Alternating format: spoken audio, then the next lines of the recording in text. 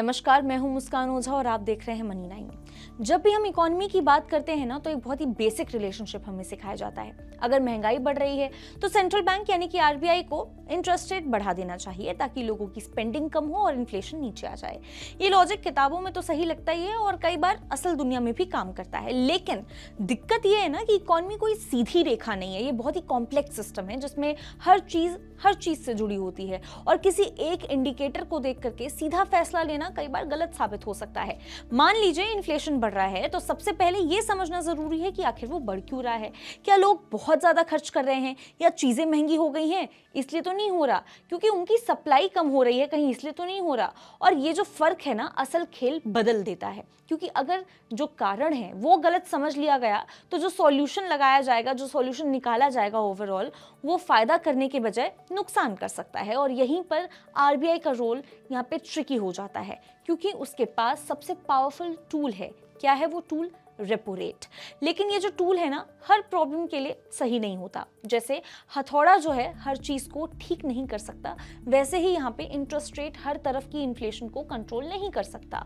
और यही आज की खबर का कोर मैसेज रहने वाला है जो हम आपके सामने बताने वाले हैं। देखिए, हर बार इन्फ्लेशन बढ़ने का मतलब ये नहीं है कि इंटरेस्ट रेट भी बढ़ना जरूरी है।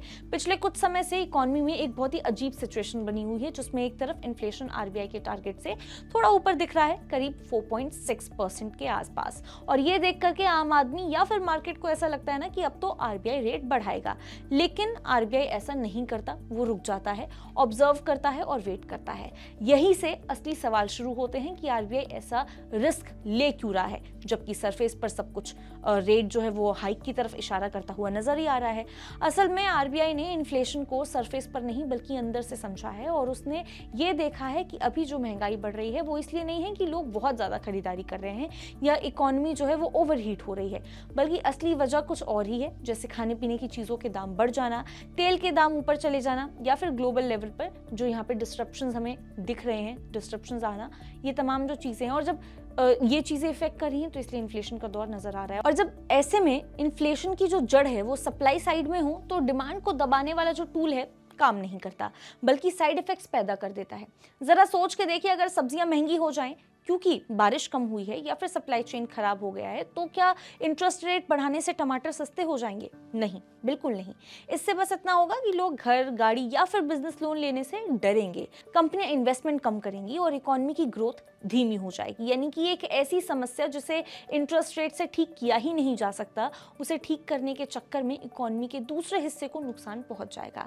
यानी आरबीआई के सामने एक ट्रेड ऑफ खड़ा हो जाता है, जिसमें या तो वो इन्फ्लेशन को देख करके तुरंत एक्शन ले और ग्रोथ को नुकसान पहुंचाए, या फिर समझदारी दिखाए और सिचुएशन को थोड़ा समय दे। और आरबीआई ने दूसरा रास्ता चुना, क्योंकि उसे लगता है कि ये इन्फ्लेशन परमानेंट नेचर की नहीं है, बल्कि टेम्पररी शॉक्स की वजह से हो रहा है और जो समय के साथ खुद ही नॉर्मलाइज हो भी सकता है। तो देखिए, आरबीआई ये अच्छे से जानता है कि फूड इन्फ्लेशन और जो ऑयल प्राइसेस हैं, इस तरह की तमाम चीजें बहुत वॉलेटाइल होती हैं।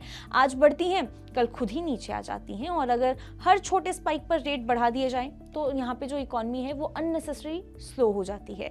इसके अलावा एक और यहाँ पे सटल चीज है जिसे पॉलिसी लैग कहा जाता है। यानी कि आरबीआई आज जो भी डिसीजन लेता है उसका जो असर है वो तुरंत नहीं दिखता, बल्कि कुछ महीनों बाद नजर आता है। जो पुराने रेट हाइक्स हुए थे उनका असर अभी भी इकोनॉमी में धीरे धीरे फैल रहा है, और ऐसे में नया रेट हाइक करना ओवर रिएक्शन बन सकता है।